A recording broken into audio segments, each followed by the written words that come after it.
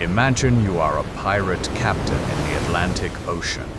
A few hours ago, your crew captured a rich merchant ship. The cargo hold is full. The men are celebrating. They should be calling it a perfect day.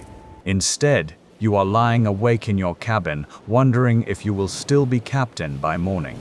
The danger is not a naval warship. It is your own crew. The same men cheering on deck have the power to remove you from command. And this raises a strange question. If the raid was successful and the crew is richer than ever, why would they turn against the man who led them to victory? To find out why, we need to step aboard a pirate ship and see what was happening behind the scenes. A mutiny rarely exploded without warning. It was a slow, poisonous process that began with small shifts in the atmosphere of the ship, long before any weapons were drawn. For an experienced captain, survival depended on reading these subtle psychological changes before the tension turned into open violence.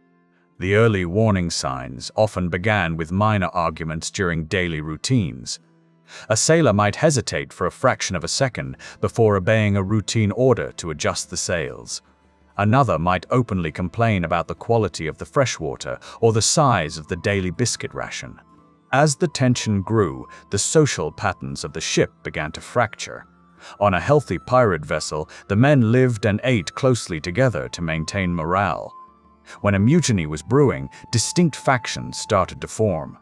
Groups of sailors would begin eating their meals separately from the rest of the crew, clustered near the bow or down in the dark corners of the hold. Whispered conversations became common. A captain walking the deck at night would notice groups of men talking in low tones, only for the group to scatter or fall silent the moment his shadow fell across them. Open criticism of the captain's navigation, choices, or leadership style would be spoken just loud enough for him to hear, testing his reaction. This created a psychological environment similar to a horror movie. The captain had to sleep in a space where he was outnumbered 50-1 by men who were armed with cutlasses and pistols. He had to wonder if the man standing at the helm could be trusted to keep the ship on course, or if the lookout in the crow's nest was signaling to conspirators below. No one used the word mutiny in the open during these early stages. To speak it aloud was to risk immediate confrontation. Instead, everyone on board simply felt it coming. The air became heavy with unspoken hostility. Most pirate captains never saw the actual mutiny coming. They only saw these early symptoms, and by the time they realized what the symptoms meant, it was already too late to stop the momentum. The reason was simple. Pirate captains were never as powerful as people imagine. The maritime world of the Golden Age was defined by intense rebellion against the brutal conditions of the merchant marine and the Royal Navy. In those legitimate fleets, captains possessed absolute legal authority backed by the power of distant governments. They routinely starved, beat, and overworked their sailors without consequence. When those same sailors turned to piracy, they deliberately designed a system that was the exact opposite of the floating dictatorships they had escaped. They established maritime democracies. Before a pirate ship ever left port or chased its first prize, the crew drew up a written contract known as the ship's articles. Every man on board was required to sign this document, and every man had an equal vote in the affairs of the vessel. They used this democratic power to elect their captain. The captain only held absolute authority during the heat of battle, when split-second decisions meant the difference between survival and capture. The moment the battle ended, his absolute power vanished. He did not own the ship. He did not have a private cabin that was off-limits to the crew.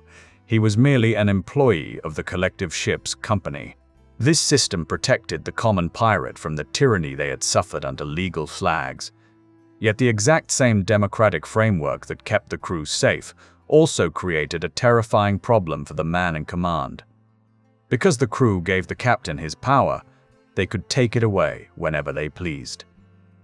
The system allowed for legal removal, but human nature often turned these political shifts into sudden, violent uprisings. The crew could turn at any moment, and the captain had no government, no marines, and no law to protect him. The most common catalyst for this sudden shift was the failure to secure wealth. Pirates were not motivated by national loyalty, ideology, or naval glory. They were maritime criminals who had chosen a dangerous, illegal lifestyle for one specific reason: immediate financial profit. The entire pirate economy was based on a system of no prey, no pay. If the ship did not capture wealthy merchant vessels, the crew did not get paid. They did not receive a regular salary. They relied entirely on their share of the plunder. When a ship suffered through a prolonged period of bad luck, the captain's authority began to erode. The crew could accept a few weeks of empty oceans, but as the months dragged on, frustration turned into resentment.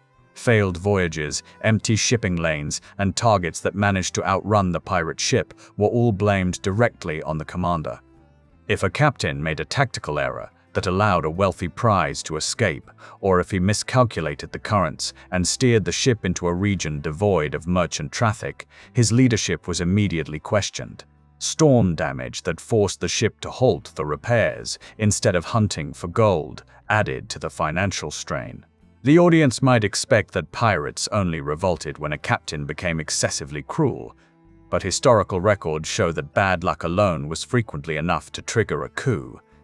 A captain could be highly intelligent, completely fair, and deeply respectful of his men, but if his decisions resulted in empty pockets, his virtues meant absolutely nothing. The crew would quickly decide that the captain had lost his fortune or his skill. They would begin looking for a new leader who promised better luck and greater wealth.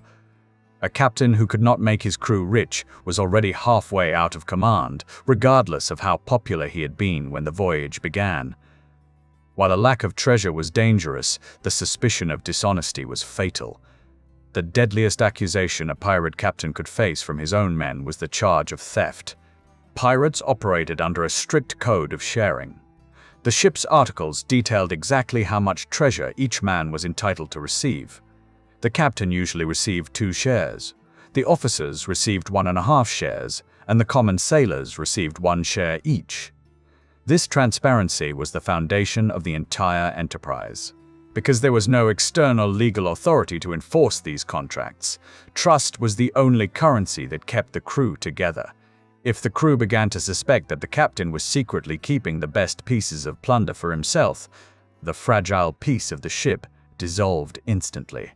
Accusations often centered on hidden treasure. If a captain spent too much time alone in the hold where the captured goods were stored, rumors would spread.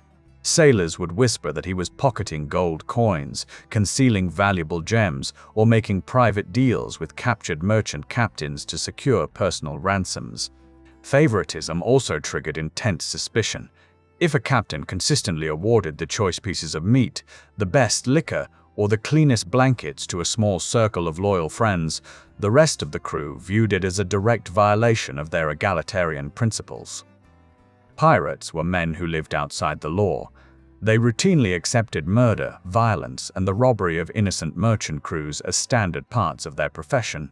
Yet they would not tolerate being cheated by one of their own. When the question of whether the captain was stealing from his men began to circulate through the decks, it acted like a spark in a powder magazine. It transformed financial disappointment into a burning sense of personal betrayal. That single question possessed the power to completely destroy a leader's credibility, turning his entire crew against him in a matter of hours.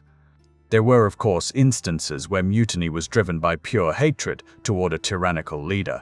While pirate captains were elected, some individuals managed to consolidate power through intimidation, surrounding themselves with a loyal group of heavily armed henchmen to suppress dissent. Once these captains felt secure in their position, they often reverted to the exact same abusive behaviors they had experienced in the legitimate fleets. They began utilizing excessive punishments, public humiliations, and severe beatings for minor infractions. A prime historical case study of this dynamic is Edward Lowe. Lowe was notorious throughout the Atlantic for his extreme sadism, not just toward his prisoners, but eventually toward his own men.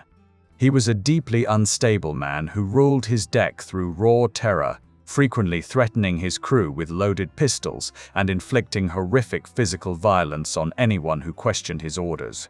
For a time, pirate crews would tolerate a certain level of violence from their captain, provided that the violence was directed toward enemies or served a direct purpose of securing wealth. They understood that their profession required a harsh environment. However, when a captain's violence became random, unpredictable, and self-serving, the crew's tolerance reached its limit. The atmosphere on board shifted from cooperation to survival. Every sailor realized that he could be the next target of the captain's rage. The tension would build silently as the violence increased until one specific incident finally crossed a line. It might be the unnecessary execution of a well-liked crew member or a sudden act of cruelty that shocked even the hardened criminals on board. When that line was crossed, the fear that had kept the crew submissive transformed into absolute hatred. The mutiny did not occur as a political vote, it exploded as a sudden, desperate act of self-defense. The crew would swarm the captain in his sleep or overpower him on the quarterdeck, ending his tyranny through the same violence he had used to maintain it. But cruelty was not actually the most surprising reason pirate captains lost command. Some captains were overthrown for the exact opposite reason. They were removed because they were too kind, too reasonable, or too careful. This reality completely flips popular expectations about pirate behavior. We assume that a crew would always prefer a cautious leader who protects their lives. The historical record reveals that pirate democracy often rewarded reckless courage over common sense. A perfect example of this dynamic is the career of Charles Vane.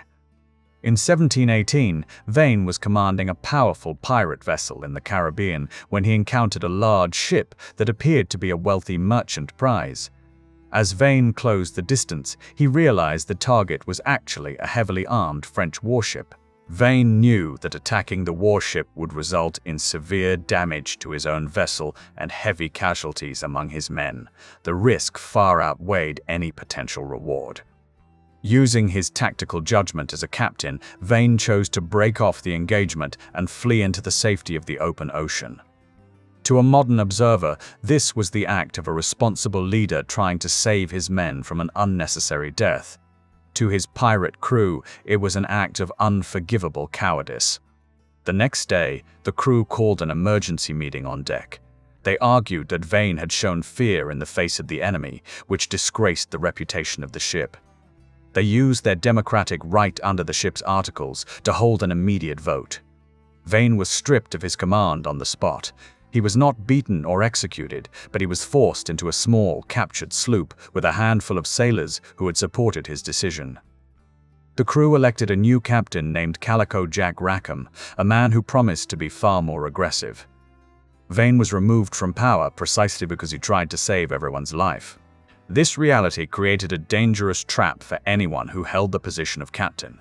If a leader was too cautious, the crew would brand him a coward and depose him. If he took too many risks, he faced an equally perilous path toward mutiny. A captain who consistently led his men into reckless attacks against heavily defended targets would quickly lose support if those attacks resulted in failed operations and high casualty rates.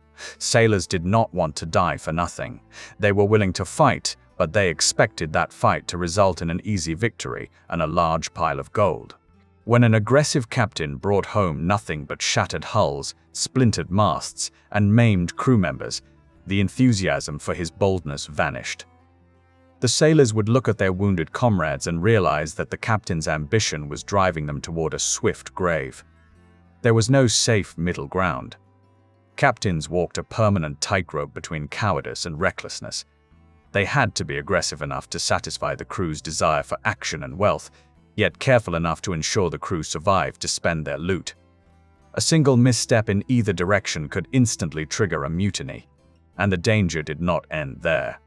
What made this balancing act even more dangerous was the fact that a pirate captain was never the sole authority on board.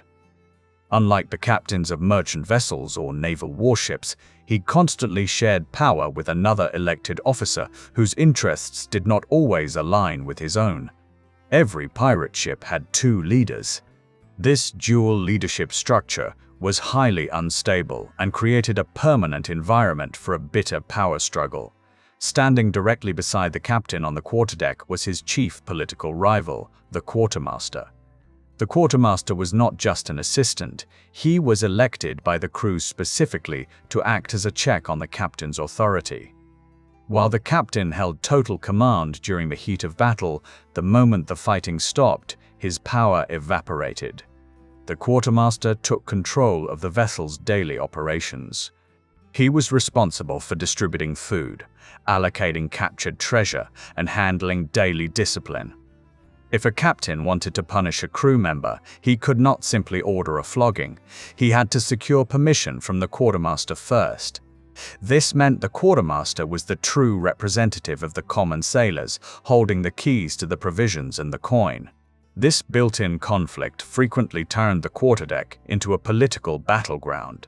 An ambitious quartermaster did not need to lead a violent midnight assault to take over the ship. He merely had to undermine the captain's credibility over time. He could listen sympathetically to sailors who grumbled about the captain's chosen route. He could distribute slightly larger portions of rum or meat to men whose loyalty he wanted to buy. Slowly, the allegiance of the crew would fracture into two opposing camps. One camp remained loyal to the captain's navigation and tactical vision, while the rival camp rallied behind the quartermaster's promises of better treatment and fairer rewards. The quartermaster simply had to wait for the captain to make a bad decision or experience a run of poor luck. The moment the captain faltered, the quartermaster would call for an immediate vote on deck, using the legal framework of the ship's articles to strip the commander of his authority and claim the ship for himself. For a captain, losing that vote was not merely a professional setback. On land, a dismissed leader could walk away and start over elsewhere. At sea, surrounded by armed men hundreds of miles from civilization, the consequences could be far more severe. When a mutiny succeeded, the punishment inflicted on the deposed captain was rarely a quick death. Pirates preferred a punishment that was far more psychological, lingering, and terrifying: marooning. Marooning was a deliberate, ritualized act designed to leave the victim entirely helpless while forcing him to contemplate his impending demise. The crew would lower a small boat and row the former captain to a deserted island or a completely isolated sandbar that would be submerged at high tide. They did not leave him with a full set of survival gear. The standard practice, dictated by maritime custom, was to provide the marooned man with 3 specific items: 1 pistol, 1 single lead bullet, and a small bottle of water. The mechanics of this punishment were calculated with cruelty. The bottle of water would sustain his life for a day or two, prolonging his agony under the blistering tropical sun. The island offered no food, no shade, and no escape. The pistol and the single bullet were not provided as tools for hunting or defense against wild animals. There was nothing to hunt on a barren sandbar. The weapon was left as a grim option for suicide. The crew was telling their former leader that when the thirst became unbearable or when the madness of isolation took hold, he had the means to end his own suffering. Once the marooned captain was placed on the beach, the crew would row back to the ship without looking back. The former commander was left with an absolute crushing silence. He would watch the sails of his own vessel grow smaller on the horizon until they disappeared completely. He was left alone with the ocean, the heat, and the realization that his own men had abandoned him to a slow death. This punishment was intended to be experiential rather than purely fatal. It was the ultimate demonstration of total powerlessness. The man who had once commanded the entire ship was reduced to a solitary figure waiting for the tide to wash him away. Some captains understood how dangerous mutiny was and learned how to survive it. The most successful commanders of the Golden Age were not necessarily the strongest physical fighters or the most brutal taskmasters. They were the ones who mastered the complex politics of the ship to protect their own position. The ultimate example of this survival strategy was Edward Teach, better known as Blackbeard. Blackbeard understood the fragile nature of pirate democracy perfectly and knew that his survival depended on managing the expectations and fears of his crew. He created an elaborate piece of theater around his persona. He grew a massive black beard, wore a silk sling across his shoulders containing 6 loaded pistols, and twisted hemp matches into his hair, lighting them during battle so that smoke curled around his face like a demon. This terrifying appearance was not just designed to frighten merchant targets into immediate surrender. It was also designed to intimidate his own crew. By cultivating a reputation as an unstoppable, supernatural force of nature, Blackbeard made his men hesitate to plot against him. They genuinely believed he was too dangerous to cross, yet raw fear was only half of Blackbeard's formula. He balanced his terrifying theater with immense fairness and generosity. He strictly adhered to the ship's articles. He ensured that every sailor received their exact share of the plunder, down to the last coin. He never withheld food or liquor as a personal punishment. When Blackbeard secured a massive prize, he did not lock himself in his cabin to gloat over the gold. He celebrated openly on deck with his men, sharing the best wine and praising their courage. He made his crew feel like they were part of a highly successful, highly profitable enterprise. Blackbeard survived because he mastered the dual requirements of pirate leadership. He gave his men the wealth they craved while maintaining a reputation that made mutiny seem like an act of absolute suicide. He was an expert politician who managed to rule a democracy through a combination of theatrical terror and scrupulous fairness.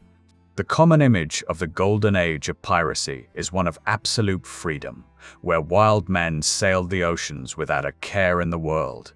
The historical reality of the pirate captain reveals a completely different lifestyle defined by permanent anxiety, political maneuvering, and constant vigilance. Pirates were free from the laws of nations, but they were entirely subject to the laws of their own creation. The captains who led these crews lived in a state of perpetual insecurity. They had to watch every horizon for the sails of naval ships that wanted to hang them from a gallows. Yet the smartest captains spent far more time watching the men who were standing right behind them on the deck. They looked at the faces of their own crew, searching for the whispered conversations, the separate dining groups, and the small hesitations that signaled the birth of a mutiny. A naval ship was an external threat that could be seen, outrun, or fought in the open ocean. A mutiny was an internal cancer that grew silently in the dark corners of the hold. The cannonball that killed the captain came from an enemy he could see.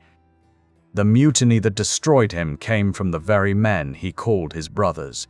And perhaps that was the greatest irony of the pirate world. The men who rejected kings, admirals, and governments in the name of freedom created a system where no captain could ever truly feel secure. In the end, the most dangerous waters a pirate captain had to navigate were not the oceans around him, but the shifting loyalties of the men sailing beside him. Pirate captains did not rule their ships. They survived them.